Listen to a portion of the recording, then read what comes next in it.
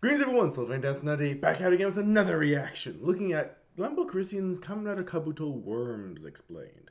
So let's get into this and see exactly what the heck these kinds of enemies even are, as they're called worms, but they look nothing like worms. Yo, what's up everybody? Lambo Calrissian here, and today we're going Push. Yo, what's up everybody? Lambo Calrissian here, and today we're going to discuss the main kaijin of the Kabuto series, the worms. And nah, not those kind.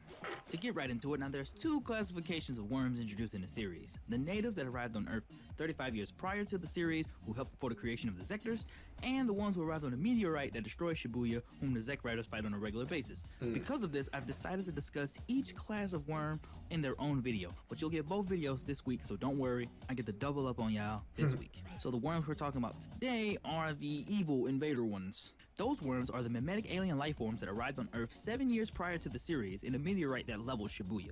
These kaijin are very hostile to humans, as they blend into the population by copying the faces, personalities, and even memories of their victims. They can even go as far as to mimic pregnancy, as in the case of Hiyori's mother.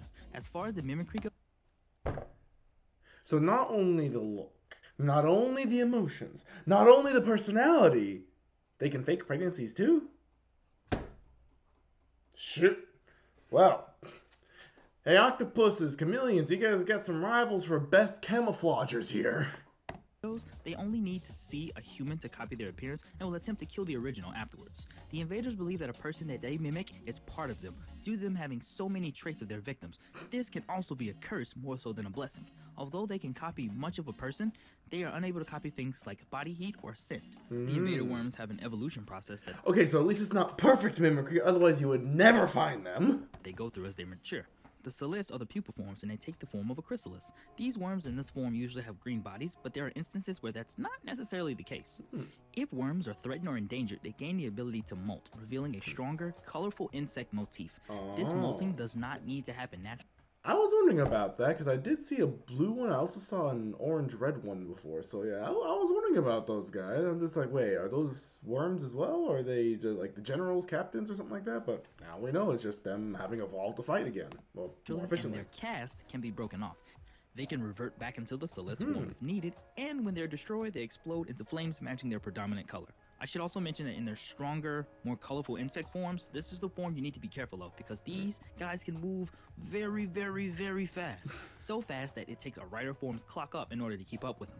And I can't forget about the executives, the most powerful class of worms that possess an enormous amount of power that can rival that of a rider in its hyper form, and they're usually in control of a massive group of worms. They are dangerous because of their individual ways of evolving, and some gain abilities that can halt the riders, such as the ability to stop the flow of time, to the point where all forms of clock up is either useless or the ability to absorb tachyon energy. Some of this shit is insane if you think about it.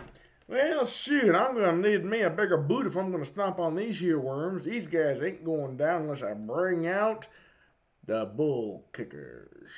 Sheesh. So I won't lie, based on how these guys look, if Edna Mode was here. I must say, darling, the fact that you are doing so powerful is very nice. And the fact that you are streamlined, at least a little bit, is not bad either. But you're forgetting the important fact. Make sure you don't have gaps. No gaps. If you have gap, I come in there, I slap you myself. About it. And that's all I got going for the worms, the invader class at least. This Friday we're gonna do the natives, so don't worry about that. Oh, well, it wasn't that good of a suit anyway.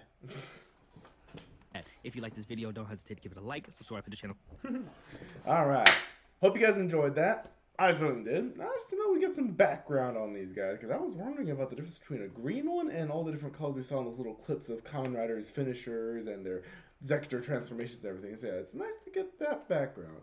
But still, if those are the evil guys, then what the heck are the other ones, the 35-year ones? They said something about being associated with Zectors. So does that mean that they're the good ones?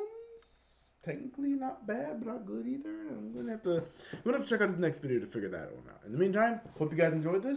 I certainly am. Looking forward to seeing you guys in the next video. Please like, comment, subscribe down below as we continue to grow and show more Toku content to other people. In the meantime, I'll see you around. Bye!